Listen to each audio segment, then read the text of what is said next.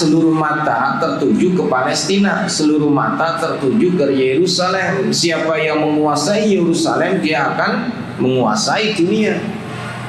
Saya ulangi, siapa yang menguasai Yerusalem akan menguasai dunia. Maka besok Dajjal ditunggu kedatangannya oleh Yahudi yang berpusat di Yerusalem atau di Palestina. Israel sekaranglah yang menguasai.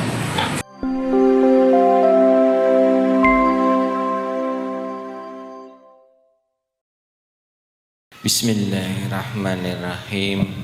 Assalamualaikum warahmatullahi wabarakatuh. Alhamdulillah wa syukurillah, wassalatu wassalamu ala rasulillah. Ya ayyuhalladzina amanu taqullaha wal tanzur nafsum ma qaddamat lighad wattaqullaha innallaha khabirum bima ta'malun. Masyaallahu kan wa ma lam yasha lam yakun, la haula wala quwwata illa billahil aliyyil azim. Bapak Ibu jamaah yang dimuliakan oleh Allah Ta'ala, marilah sebelum acara kajian dilanjutkan, kita bersama-sama menambah pahala, meningkatkan iman dan takwa, membaca surat Al-Ikhlas 10 kali, berzikir 10 kali, dan bersalawat 3 kali. Mari kita mulai. A'udzu billahi minasyaitonir rajim. Bismillahirrahmanirrahim. Qul huwallahu ahad, Allahus samad, lam yalid wa lam yulad wa lam yakul lahu kufuwan ahad. Bismillahirrahmanirrahim. Qul huwallahu ahad, Allahus samad, lam yalid wa lam yulad wa lam yakul lahu kufuwan ahad. Bismillahirrahmanirrahim. Qul huwallahu ahad, Allahus samad, lam yalid wa lam yulad wa lam yakul lahu kufuwan ahad. Bismillahirrahmanirrahim. Qul huwallahu ahad, Allahus samad, lam yalid wa lam yulad wa lam yakul lahu kufuwan ahad. Bismillahirrahmanirrahim. Qul huwallahu ahad, Allahus samad, lam yalid wa lam yulad wa lam yakul lahu kufuwan ahad. Bismillahirrahmanirrahim. Qul huwallahu ahad, Allahus samad, lam yalid wa lam yulad wa lam yakul lahu kufuwan ahad. Bismillahirrahmanirrahim. Qul huwallahu ahad, Allahus samad, lam yalid wa lam yulad wa lam yakul lahu kufuwan ahad. Bismillahirrahmanirrahim. Qul huwallahu ahad, Allahus samad, lam yalid wa lam yulad wa lam yakul lahu kufuwan ahad. Bismillahirrahmanirrahim. Qul huwallahu ahad, Allahus samad, lam yalid wa lam yulad wa lam yakul lahu kufuwan ahad. Bismillahirrahmanirrahim. Qul huwallahu ahad, Allahus samad, lam yalid wa lam yulad wa lam yakul lahu kufuwan ahad. La ilaha illallah wahdahu la syarika lah, lahul mulku wa lahul hamdu wa huwa ala kulli syai'in qadir. La ilaha illallah wahdahu la syarika lah, lahul mulku wa lahul hamdu wa huwa ala kulli syai'in qadir. La ilaha illallah wahdahu la syarika lah, lahul mulku wa lahul hamdu wa huwa ala kulli syai'in qadir. La ilaha illallah wahdahu la syarika lah, lahul mulku wa lahul hamdu wa huwa ala kulli syai'in qadir. La ilaha illallah wahdahu la syarika lah, lahul mulku wa lahul hamdu wa huwa ala kulli syai'in qadir. La ilaha illallah wahdahu la syarika lah, lahul mulku wa lahul hamdu wa huwa ala kulli syai'in qadir. La ilaha illallah wahdahu la syarika lah, lahul mulku wa lahul hamdu wa huwa ala kulli syai'in qadir. La ilaha illallah wahdahu la syarika lah, lahul mulku wa lahul hamdu wa huwa ala kulli syai'in qadir. La ilaha illallah wahdahu la syarika lah, lahul mulku wa lahul hamdu wa huwa ala kulli syai'in qadir. La ilaha illallah wahdahu la syarika lah, lahul mulku wa lahul hamdu wa huwa ala kulli syai'in qadir. اللهم صل على سيدنا محمد وعلى آل سيدنا محمد كما صليت على سيدنا إبراهيم وعلى آل سيدنا إبراهيم وبارك على سيدنا محمد وعلى آل سيدنا محمد كما باركت على سيدنا إبراهيم وعلى آل سيدنا إبراهيم في العالمين إنك حميد مجيد اللهم صل على سيدنا محمد وعلى آل سيدنا محمد كما صليت على سيدنا إبراهيم وعلى آل سيدنا إبراهيم وبارك على سيدنا محمد وعلى آل سيدنا محمد كما باركت على سيدنا إبراهيم وعلى آل سيدنا إبراهيم في العالمين إنك حميد مجيد اللهم صل على سيدنا محمد وعلى آل سيدنا محمد كما صليت على سيدنا إبراهيم وعلى آل سيدنا إبراهيم وبارك على سيدنا محمد وعلى آل سيدنا محمد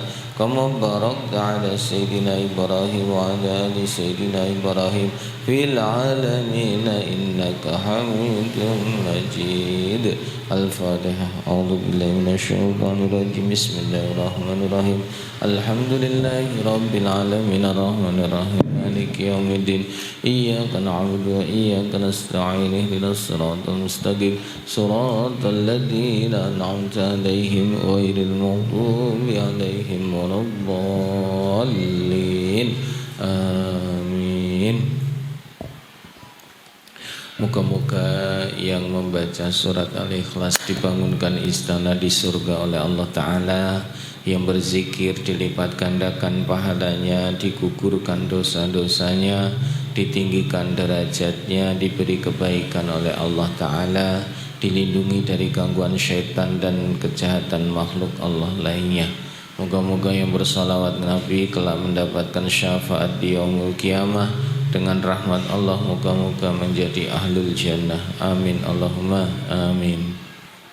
Ini sound sistemnya mendengung.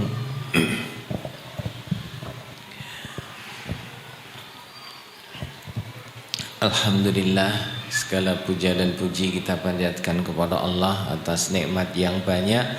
Pagi hari ini sejuk, dimudahkan Allah untuk menghadiri majlis ilmu. Moga-moga kita semua dibukakan pintu-pintu surga, diampuni dosa-dosanya, dirahmati oleh Allah Ta'ala.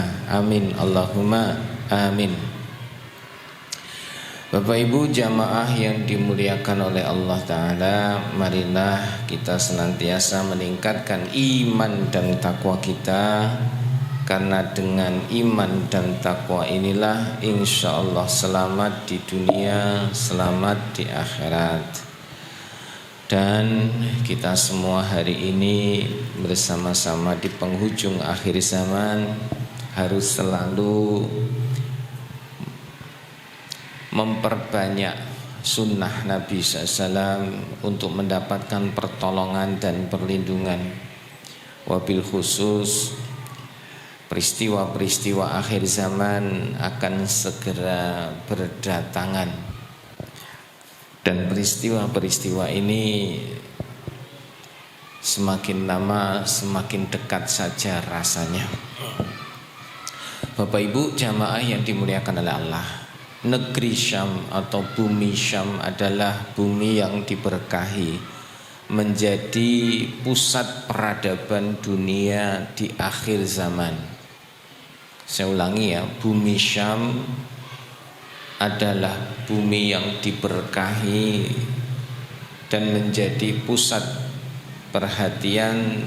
Akan selalu ada, karena apa? Karena kiamat besar atau kiamat kubro terjadi saat orang kafir sudah berkumpul semua di negeri Syam. Di saat tanda kiamat besar sudah keluar terakhir kalinya, yaitu api yang menjalar dari negeri Yaman menggiring manusia ke negeri Syam, dan itu hanya tersisa orang kafir saja. Jadi masih ingat ya Bu? Kalau belum ingat dikasih tahu lagi, ada tanda kiamat besar namanya Dukhan. Terus nanti ada Al-Mahdi, ada keluar Dajjal, ada turun Nabi Isa, ada keluar Ya'juj Ma'juj, ada terbit matahari dari barat, keluar Dabah, kemudian angin lembut, kemudian penenggelaman bumi bagian barat, timur, tengah. Habis itu baru keluar api dan terakhir sangkakala. Yang kedua, negeri Syam ini akan selalu ada karena Nabi SAW pernah menyatakan kalau saat Al-Mahdi ini muncul, pusat pemerintahannya ada di kota Damaskus, Suriah. Damaskus, Suriah ini ada di negeri Syam.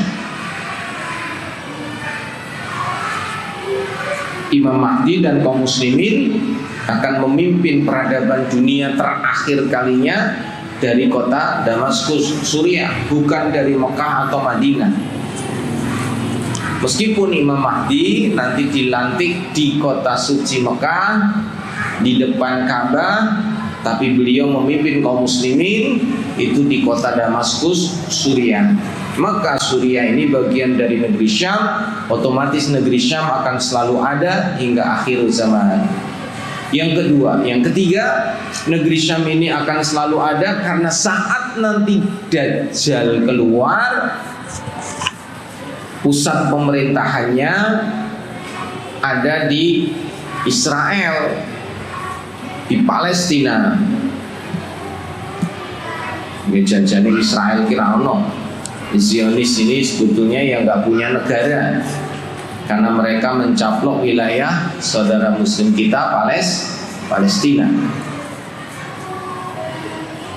Jadi besok saat Dajjal keluar, pusatnya dia di Yerusalem yang sekarang dikuasai oleh tentara-tentara Yahudi. Dia ada di bumi Palestina. Artinya seluruh mata tertuju ke Palestina, seluruh mata tertuju ke Yerusalem. Siapa yang menguasai Yerusalem, dia akan menguasai dunia. Saya ulangi, siapa yang menguasai Yerusalem akan menguasai dunia. Maka besok Dajjal ditunggu kedatangannya oleh Yahudi yang berpusat di Yerusalem atau di Palestina. Israel sekarang lah yang menguasai. Yang keempat, Ya'juj Ma'juj, Nabi Isa alaihissalam turun juga di negeri Syam, di kota Damaskus, Suriah. Jadi Al-Mahdi ya di negeri Syam, Dajjal ya di negeri Syam, Nabi Isa juga berada di negeri Syam. Turun di hari di waktu subuh, kemudian sholat bersama Al-Mahdi dan kaum muslimin, kemudian membunuh Dajjal dan melaksanakan misi kenabiannya bersama Imam Mahdi. Semua ini terjadi di negeri Syam. Yang berikutnya harus tulis di wilayah urutannya. Perang akhir zaman atau perang Armageddon, ya, menurut orang Yahudi itu perang Armageddon. Kita menyebutnya perang akhir zaman, Al-Malhamah Kubro, itu terjadi di negeri Syam. Jadi terakhir kalinya perang besar peradaban manusia itu nanti terjadi di negeri Syam. Berhadapan musuh dengan kaum muslimin, orang-orang kafir yang jumlahnya hampir 1 juta berhadapan dengan kaum muslimin. Tepatnya di Amik dan Dabik. Amik dan Dabik ini tempat yang ada di negara Suriah. Jadi di Suriah ini ada tempat Amik Dabik, tempat besok berperangnya orang kafir melawan kaum muslimin terakhir kalinya menggunakan panah, pedang, tombak dan lain-lain. Perangnya cuma sebentar, 3 hari tak. Perangnya cuma 3 hari. Dan ini perang beneran, nggak kayak sekarang. Sekarang ini bukan perang, sekarang ini pembantaian. Yang namanya perang itu ya zaman dulu ya berhadapan-hadapan. 1 lawan 1, 1000 lawan sekian misalkan. Nah sekarang nggak perang kok, pembantaian, cukup duduk manis bunyikan mercon, habislah sana. Dan merconnya ini ternyata memiliki daya hancur yang sangat mengerikan. Dan hari ini dikabarkan hampir 1 juta ton bahan ledak dijatuhkan di Gaza. Hampir 1 juta ton bahan ledak dijatuhkan di Gaza dan membunuh ribuan kaum muslimin, dari mulai bayi sampai orang dewasa, dari mulai wanita hingga laki-laki. Bukan hanya tentara, tapi warga sipil banyak yang mati. Bahkan tidak hanya orang-orang Palestina di jalur Gaza, tapi juga siapa saja yang tinggal di sana, baik itu wartawan, relawan dan sebagainya juga ikut kena. Banyak yang mati syahid. Dan ini belum berhenti, karena tujuan Zionis ini mengusir kaum muslimin yang ada di Palestina, yang tersisa di Gaza ini benar-benar keluar, sehingga benar-benar 100% sempurna Palestina dikuasai oleh Zionis. Maka insya Allah moga-moga Allah lindungi, Allah kuatkan, gak mungkin terjadi. Maka tugas kita bantu dengan doa, karena gak mungkin kita ke sana, gak bisa juga logistik mudah untuk masuk ke sana. Karena yang di dalam Gaza mau keluar ya susah, yang dari luar mau masuk ke Gaza juga susah. Jadi bantuan pun tidak mudah untuk bisa masuk ke sana. Ini penderitaan demi penderitaan luar biasa saudara-saudara kita di sana. Dan kita panjatkan doa-doa untuk mereka sebagai dukungan. Kalau punya HP di media sosial, langsung selalu upload tentang dukungan kita kepada Palestina. Karena orang-orang Yahudi ini begap gempita, serempak seluruh dunia, mereka membela Israel atau Zionis. Dan bagaimana mengcounter media sosial dari kaum muslimin ini dengan berita-berita yang tidak benar. Seakan-akan Israel yang menjadi korbannya, bukan kaum muslimin yang menjadi korbannya. Bahkan kemarin resolusi PBB sudah dinyatakan harus gencatan senjata, karena seluruh negara-negara sudah sepakat ini harus berhenti nih gencatan senjata. Semua udah sepakat, udah rapat lama-lama, dana juga besar, kesana juga nggak gampang. Rapat PBB sudah sepakat diputuskan gencatan senjata, diveto sama Amerika, nggak setuju gencatan senjata, bubar tuh ya. Nah ini dunia milik siapa kalau begini? Kan nggak adil. Karena hak veto ini milik negara-negara besar, ya Rusia, ya Cina, ya Amerika. Indonesia nggak punya hak veto. Makanya kalau kita ingin menang, ya harusnya jangan ikut PBB. Kalau bisa ya bikin PBB tandingan, kan begitu. PBB itu janjinya milik siapa? Ya milik Yahudi. Makanya selamanya kita nggak akan pernah menang melawan mereka.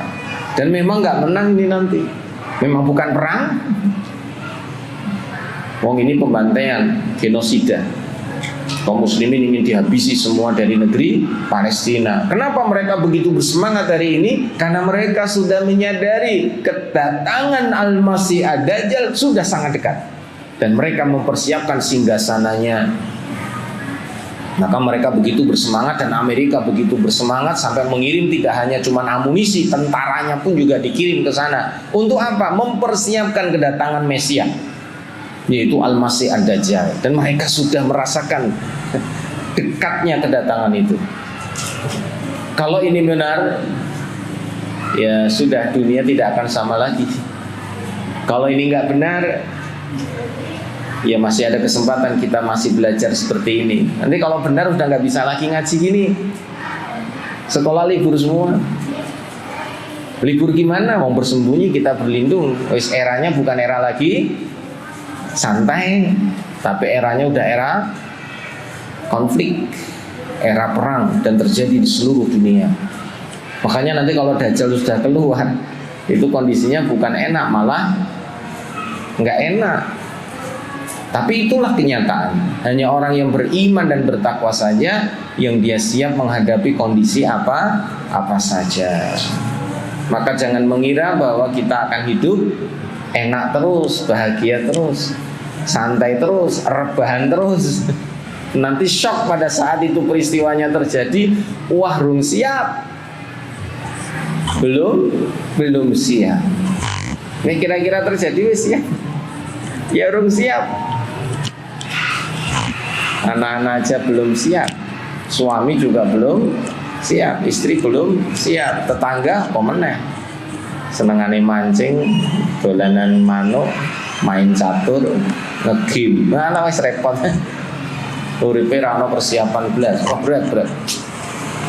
Jamaah yang dimuliakan oleh Allah, kembali. Jadi negeri Syam ini akan selalu ada. Termasuk pusat pemerintahan yang ada di sana akan disiapkan oleh Allah Ta'ala untuk peristiwa-peristiwa akhir zaman. Bahkan ada hadis khusus yang memang disampaikan Nabi SAW tentang keutamaan Yerusalem, keutamaan Al-Aqsa, di mana Nabi menyatakan berpayah-payahlah kalian ketiga tempat ini, ketiga masjid ini. Berpayah-payah itu artinya bersungguh-sungguhlah untuk ke sana. Berpayah-payahlah untuk ke sana, berziarah, mengunjungi, beribadah di dalamnya di tiga masjid ini. Satu Masjidil Haram, dua Masjid Nabawi, tiga Masjidil Aqsa. Masjidil Haram di Mekah, Masjid Nabawi di Madinah, Masjidil Aqsa di Palestina. Nah, hadis ini menjadikan sebuah dalil bahwa Masjidil Aqsa akan tetap ada, Baitul Maqdis akan tetap ada hingga akhir zaman. Karena memang harus dikunjungi. Akan selalu ada. Yang sekarang ini diperebutkan tiga agama besar, istilahnya begitulah, Yahudi, Nasrani, dan umat Islam. Punya sejarah panjang tentang Baitul Maqdis ini, dari sejarah para nabi-nabi terdahulu hingga akhir zaman. Maka nggak pernah selesai dari konflik. Jemaah yang dimuliakan oleh Allah Ta'ala,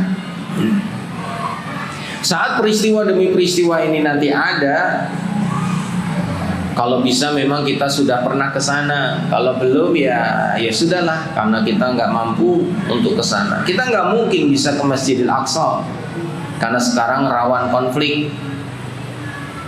Bahkan mungkin warga sipil ke sana ya tidaklah mudah.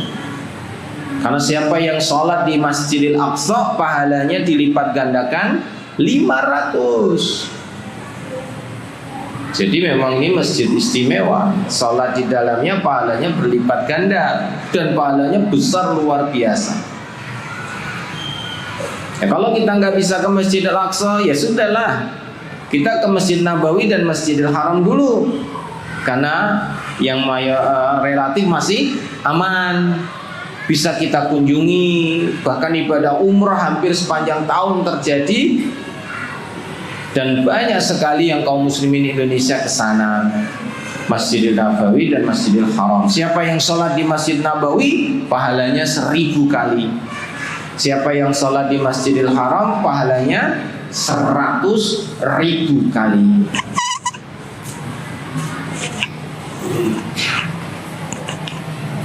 Jadi kalau kita diminta oleh Nabi bersungguh-sungguh, berpayah-payah, ya berarti harus diupayakan, berusaha untuk ke sana. Sampai ada sindiran ulama, kita ini selalu healing, piknik ke tempat-tempat wisata, sampai direwangi nabung, sampai direwangi nyicil supaya bisa ikut piknik. Ceritanya kan begitu.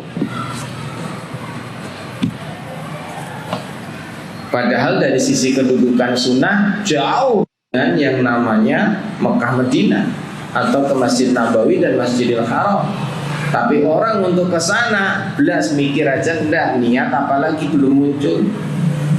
Apalagi mau nabung, mau nyicil, mau mempersiapkan belas. Karena belum tahu ilmunya.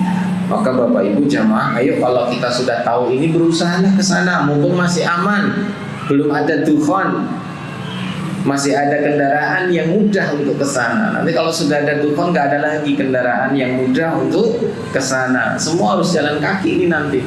Nggak ada lagi pesawat, nggak ada lagi kapal, nggak ada lagi kereta, nggak ada lagi mobil, nggak ada lagi motor, nggak ada lagi sepeda. Adanya mau jalan kaki atau naik hewan tunggangan. Inilah peristiwa setelah Dukhan terjadi. Jadi kehidupan kembali ke zaman batu. Gelap, gak ada listrik. Uji coba sudah berlaku di negeri Palestina, di Gaza. Sudah gak ada listrik. Minum juga susah didapat, makanan juga sulit untuk mereka dapatkan dengan mudah. Karena kondisi yang sekarang ini luar biasa. Mereka sudah, gampangnya ya, sudah teruji. Nah kita, wah belum apa-apa. Maka Bapak Ibu, ayo niatkan kita untuk bisa ke sana. Negeri yang diberkahi oleh Allah Ta'ala. Mekah Madinah adalah tempat istimewa, tapi tidak sepanjang zaman akan ada, karena besok juga akan ditenggelamkan oleh Allah Ta'ala. Tersisa hanya negeri apa tadi? Yaman dan Syam saja. Maka selama masih ada, ayo ya sempatkan kita ke sana. Yang belum berangkat umroh, saya doakan moga-moga bisa berangkat. Yang belum melaksanakan ibadah di sana, moga-moga bisa segera ke sana. Moga-moga bisa ke sana. Yang sudah pernah ke sana, moga-moga bisa berangkat lagi. Amin Allahumma amin. Jemaah yang dimuliakan oleh Allah Ta'ala, mari bersama-sama kita mempersiapkan diri untuk menjadi bagian dari peradaban Islam di akhir zaman yang berpusat di negeri Syam. Maka kekuatan-kekuatan doa harus kita panjatkan untuk saudara-saudara kita di sana. Kalau mampu berdonasi, donasilah ke arah yang benar dan tepat. Dan insya Allah akan mendapatkan pahala yang besar dari Allah Ta'ala. Dan kita semua akan tercatat menjadi seorang yang berjihad di jalan Allah. Karena orang-orang yang beriman adalah orang-orang yang benar-benar menjalankan kewajibannya dan yang disunahkan oleh nabinya, yang mereka mencintai Allah dan Rasulnya, berjihad di jalannya. Ya ayyuhalladzina amanu hal adullukum ala tijaratin tunjikum min adzabin alim tu'minuna billah wa rasulihi wa tujahiduna fi sabilillah bi amwalikum wa anfusikum dzalikum khairul lakum in kuntum ta'lamun. Hai orang-orang yang beriman, mau nggak aku tunjukkan satu perdagangan, satu perniagaan, satu jual beli yang bisa menyelamatkan kalian dari azab yang sangat pedih? Berimanlah kepada Allah, kepada Rasulnya, dan berjihad di jalannya. Bi amwalikum wa anfusikum, dengan nyawamu dan hartamu, dengan hartamu dan nyawamu.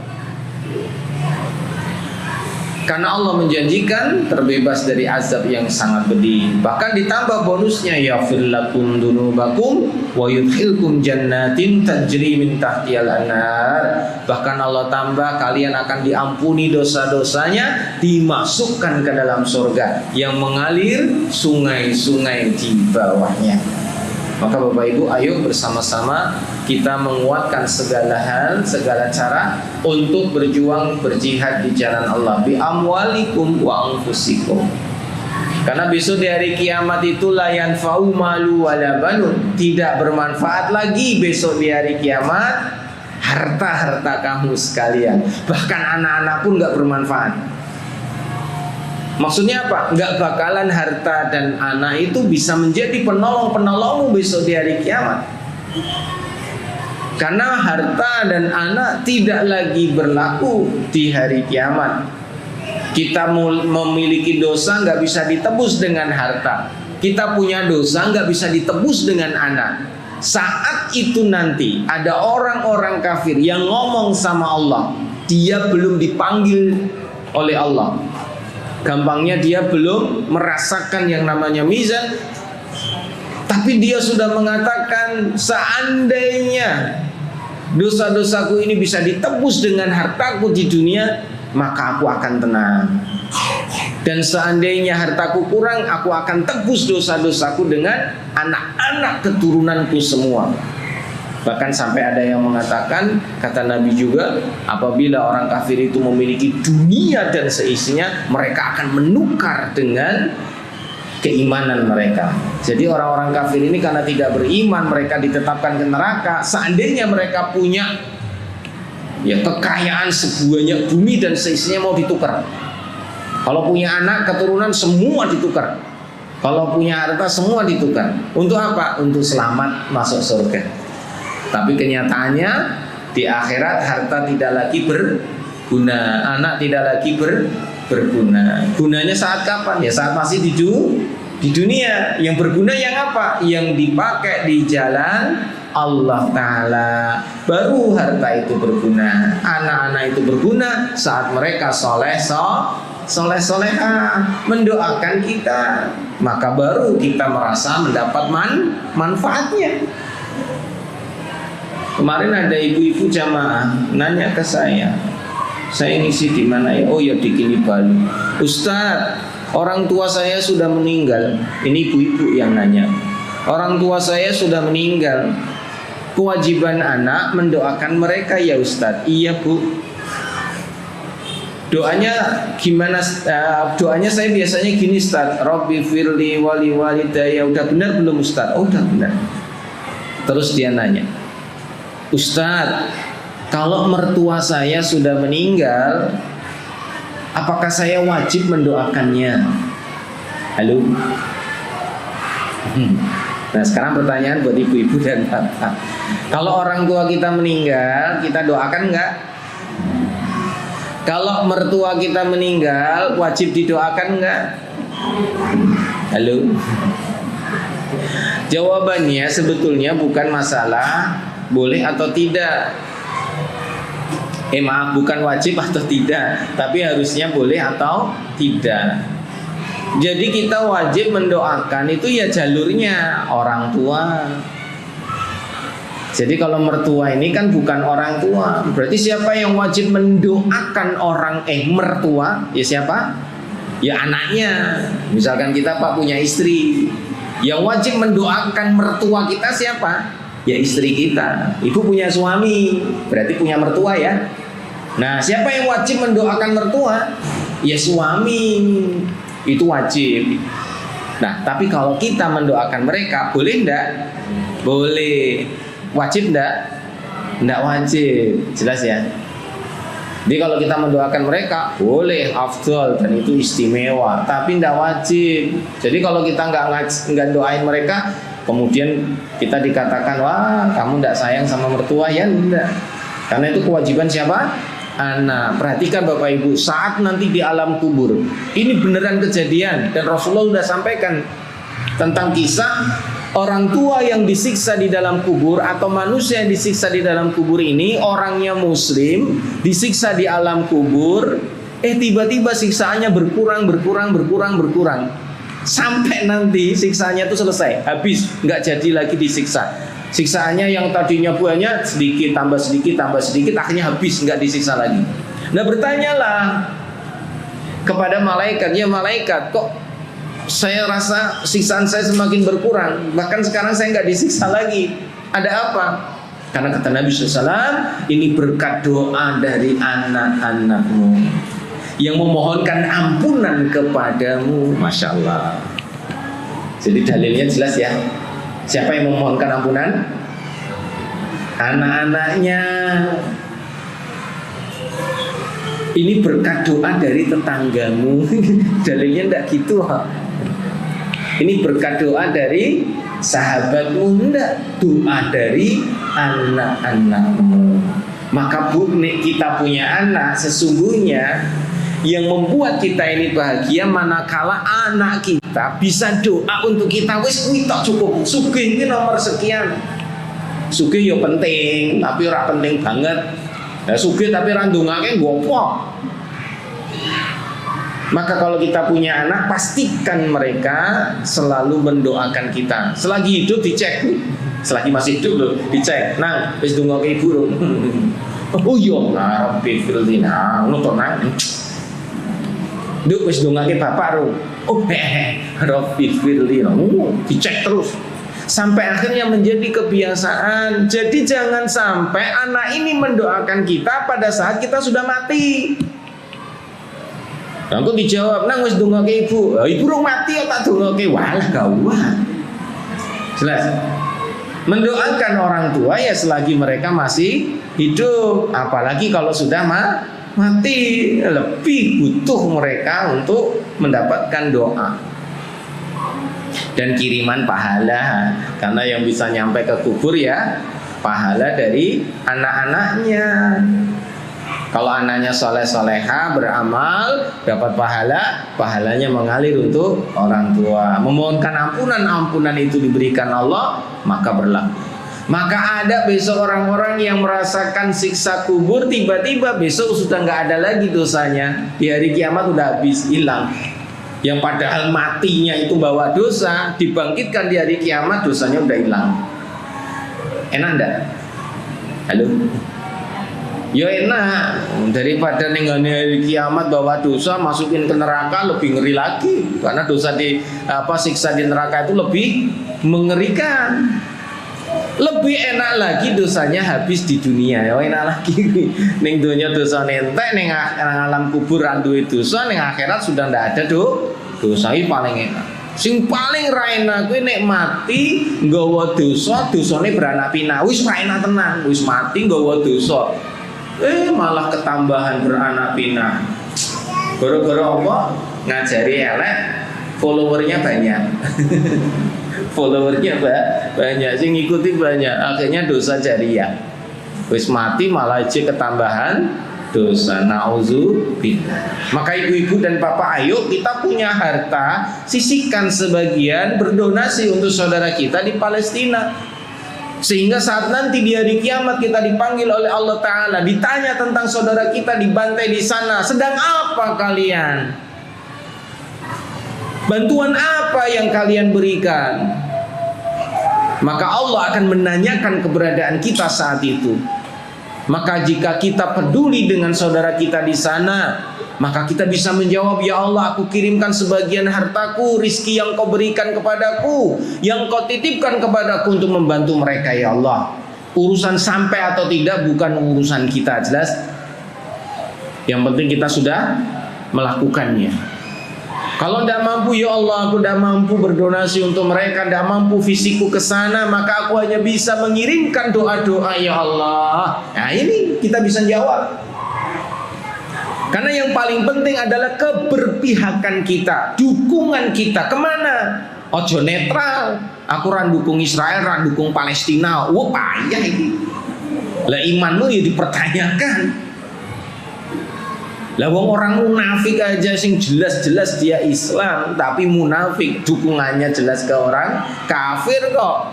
Nah masa kita jelas-jelas muslimnya bukan munafik lagi, masa netral? Maka tidak ada netral dalam hal ini. Pilih hanya satu, pilih yang sesat atau yang lurus, pilih yang batil atau yang khair, pilih yang benar atau yang salah, pilih kafir atau Islam, muslim, sudah jelas itu.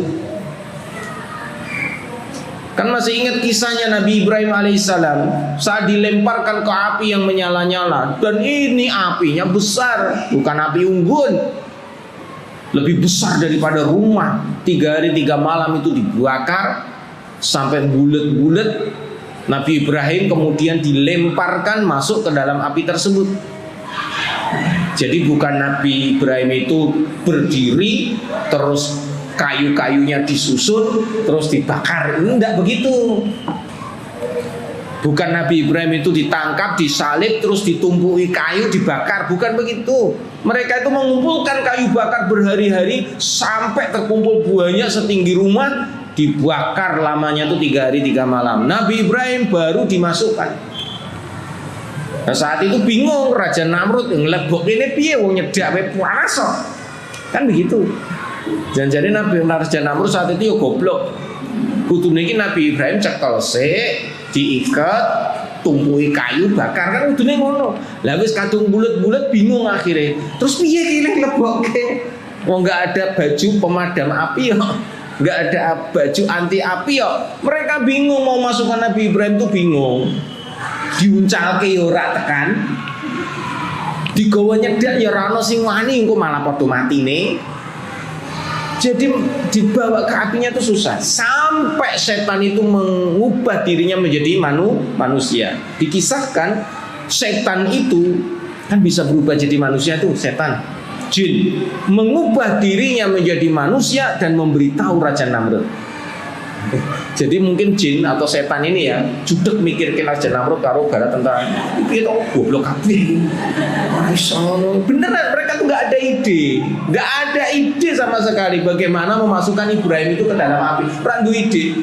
Mungkin saking judeknya wis aku tak berubah wujud ganti manusia. Akhirnya beneran setan itu mengubah diri menjadi manusia, menemui Raja Namrud dan memberikan usulan.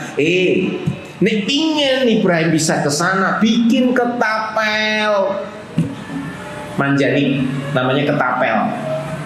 Maka para kiai-kiai sepuh dulu nek cacili dolanan ketapel, itu padha wae dolanane setan cari.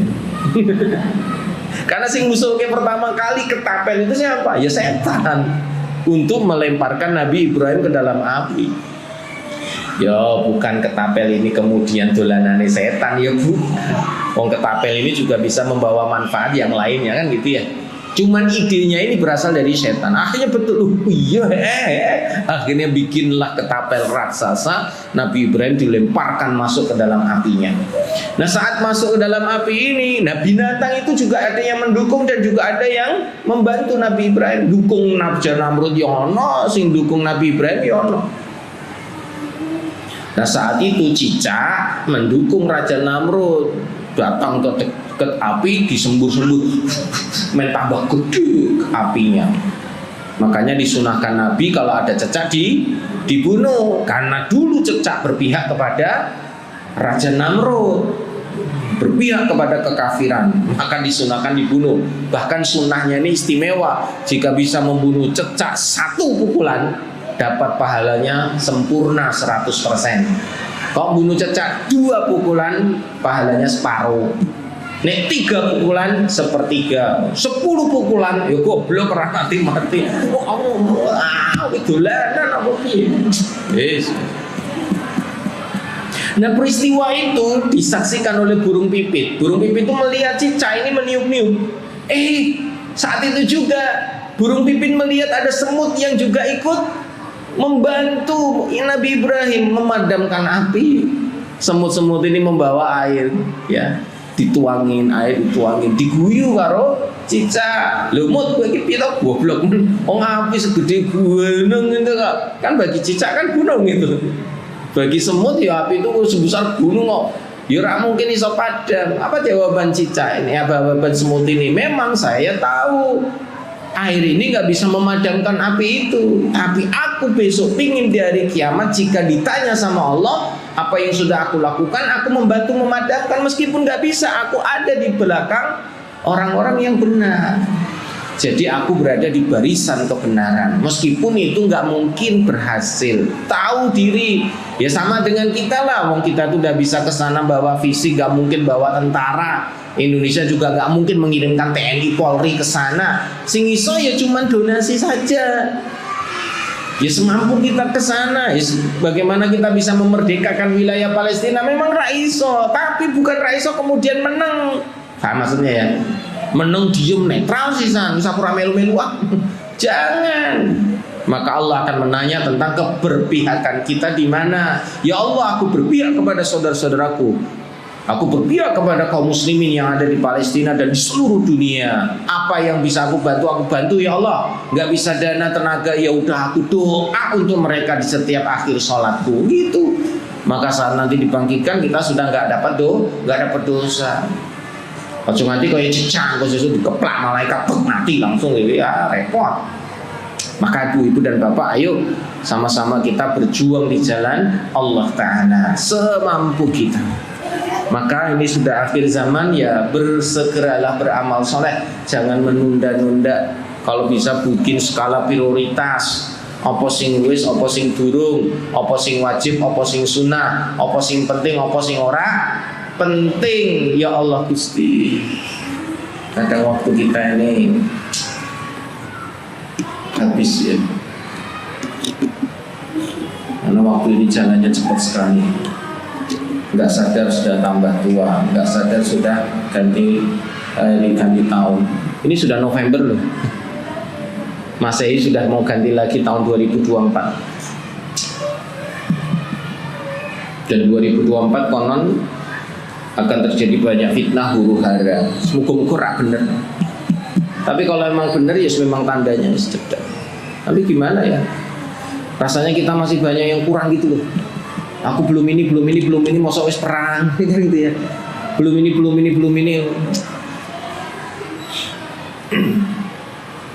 Jangan sampai ibu bapak, pada saat kita belajar tentang peristiwa-peristiwa akhir zaman, peristiwa-peristiwa yang akan terjadi di akhir zaman, segala fitnahnya, perang yang luar biasa, kematian yang di mana-mana, benar-benar akan terjadi. Sesuatu yang tambah ndak enak, mohon maaf, jenengan pulang cerita sama suami, Mas, kiamat wis cedhak.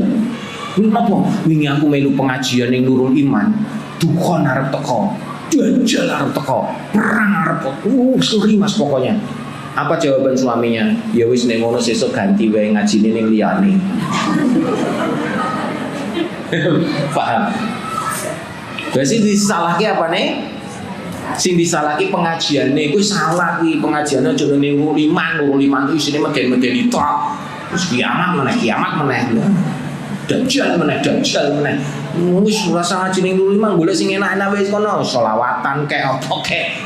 Selawatan kan wah aman tenang damai, ora mikir kiamat, ora mikir dajjal, ora mikir perang. Yang disalahkan pengajiannya. Ini sama persis cerita anekdot ini ya. Seorang istri yang mengeluh sakit diantar suaminya ke dokter. Suami nunggu di ruang tunggu. Istrinya keluar ditanya, "Mah gimana? Diagnosa dokter?" "Iya Pak, kata dokter saya stres, hormon saya tidak stabil dan bla bla bla bla." Terus solusinya kata dokter, saya disuruh piknik, suruh untuk menghilangkan stres, healing. "Ayo Pak, kita kemana?" Apa jawaban suaminya? "Kalau gitu kita ganti dokter saja." Ya piye malah nyusahin suami. Wah, mentoke duit meneh. Jadi yang disalahkan dokternya, bukan cari solusinya. Wah, kita cari dokter yang lain saja. Karena dokter salah diagnosa. Ya sama, pengajian kok isine dajjal tok, isine pengarang perang tok, isine meden-meden tok. Wis ganti wae pengajiane ustate lho piye? Paham maksudnya? Kan persis padha karo iki. Anekdot ini tadi. Maka Bapak Ibu jangan takut, ini beneran ilmu dari Allah Ta'ala yang disampaikan Rasulullah SAW kepada kita tentang apa yang terjadi di akhir zaman, yang disebut dengan nubuah. Nubuah itu sesuatu yang belum terjadi di akhir zaman, yang disampaikan oleh Nabi Muhammad SAW. Dan itu menjadi sebuah keimanan yang harus kita pahami. Artinya beneran akan terjadi. Tinggal kita mempersiapkan diri. Ora asa mlayu, rasa wedi, wong kudu dihadapi. Saya ulangi ya, jangan lari. Kemudian ra gelem ngaji meneh. Lu kira tau ngaji meneh napa? Mbah wedi aku. Dia engko malah ono perang barang. Lho kowe ra ngaji ya tetep engko perang. Betul tidak? Kowe ngaji ra ngaji ya tetep wae engko dajal metu. Lah emange kowe nek ra ngaji terus dajal, aja ngaji ben dajal ra metu lho kok. Bukan begitu, ya tetap untuk mempersiapkan. Sebagaimana sabda Nabi, jika besok pagi itu terjadi kiamat, di tanganmu ada sebiji korma, tanamlah. Oh, jelas-jelas esok kiamat kok suruh nanam pohon. Kan ra masuk akal janjane perintahnya Nabi ini. Loh, ya Nabi, kan besok kiamat, nanam pohon buat apa? Nggak mungkin tumbuh, nggak mungkin kalau tumbuh itu siapa yang manen? Ora ono wong meneh, mau kiamat kok. Malah suruh nanam. Ternyata maksud Nabi apa? Meskipun besok itu terjadi kiamat, tetaplah beramal soleh. Meskipun ada biji korma tanam, itu amal itu. Masalah kopi hasilnya itu urusan Allah. Paham ya? Saya mau dukun kayak mau dajjal kayak mau apa kayak, tetap sekarang saya harus beramal soleh, kan? Saya tetap sholat, saya tetap puasa, saya tetap melaksanakan ibadah. Kalau aku umroh ya aku tetap kudu mangkat umroh. sampai benar-benar titik di mana kita sudah tidak mampu lagi. Saat dimana udah nggak bisa makan, nggak bisa minum, nggak bisa kemana-mana, ya sudah, itu titik kritis di mana Allah akan menolong kita. Hasbunallah wa ni'mal wakil, ni'mal maula wa ni'man nasir. Akhirnya apa? Allah tolong hamba-hambanya yang lapar, yang haus, yang payah. Hanya mereka mengucapkan zikrullah, Allah berikan kekenyangan kepadanya. Itu besok di akhir zaman. Sekarang belum berlaku. Karena nanti ada peristiwa di mana manusia itu kelaparan, kaum muslimin ini tidak bisa apa-apa, maka makanan saat itu hanya dengan mengingat Allah, bertasbih, bertakbir, bertahlil, bertahmid, langsung kenyang. Subhanallah, kenyang, langsung kenyang. Lapar bu, bilang bu. Subhanallah, kenyang dah. Saya kira iso beras muda ya, subhanallah. Doke muda, subhanallah. Sekarang nggak cuma beras yang muda, lombok muda. Ini solusi pejabat Indonesia, wah luar biasa. Lombok muda, nandur lombok dewi. Ora subhanallah. Lombok muda, subhanallah. Beras muda, nandur dewi. Iya. Bu, mau muda apapun itu semua juga sudah ditetapkan Allah Ta'ala. Memang kudu muda ya muda, sing penting dewe dicukupi sama Allah, kan gitu ya. Muda ya tetap iso tuku, kuwi sing penting, ora sang bersulok. Muda wis hari ini dewe ngomong-ngomong tetep era mudun no. Daripada ngomong aneh-aneh malah dosa, mendingan ya wis sabar. Lu sabar piye to ki mundak kabeh wis tenang wae. Mundak ora masalah piye? Iso tuku wae kok. Lu kok iso tuku gajine semene? Wala rezeki Allah kuwi akeh. Rezeki itu bukan melulu gaji. Wong rezeki itu bisa dari mana saja tanpa kita ketahui. Lah wong dhewe ki ra tuku beras iso mangan napa? Lah bendina ki lho tanggane dhewe ngirim berkat. Sing kono mati pitung dino ngirim. Sing kono wis 40 ngirim meneh. Lah nek sak kampung ki ana sing mitoni 40, 100, 1000. Lah mangan terus to mbuh. Dikirimi wae. Bojone balik saka kerja, "Lho mah ra masak." "Tenang, Pak, engko ana kiriman no." Lho kok ngerti ya mau diumumke ning masjid. Bojone ra masak karena ngerti jadwale. Mah kira rasa meneh, rasa masak apa? Engko ana undangan ke luar ngantenan tanggone. Wow. Ya Allah Gusti, ku yo rezeki. Tenin aku ora ngomong tenin. Kadang-kadang berlimpah ruah luar biasa sampai tetangga nggak tahu apa-apa keciprat. Contoh, saya kemarin ngisi khotbah di Hotel Po. Tahu Hotel Po? Hotel Po itu Paragon. Dulu Crown Plaza ini di Paragon. Habis khotbah dibawain roti sekolah hotel. Dibawain roti hotel. Yang roti-rotinya jelas kelasnya beda sama jajan pasar. Ini karena itu dari hotel bintang 5, seleranya ndak sama. Wah, kok saya sendiri keluarga nggak selera, nggak ada yang mau makan. Karena mungkin terlalu hebat atau gimana nih rotinya wis. Ternyata saya dipakai oleh Allah untuk dititipi rezeki buat orang lain. Akhirnya roti ini saya kasihkan tetangga. Seneng. Ya berarti rezeki ini sama? Tanggane. Saya hanya dipakai oleh Allah untuk mengirimkan apa? Rezekinya buat mereka. Saya dapat apa?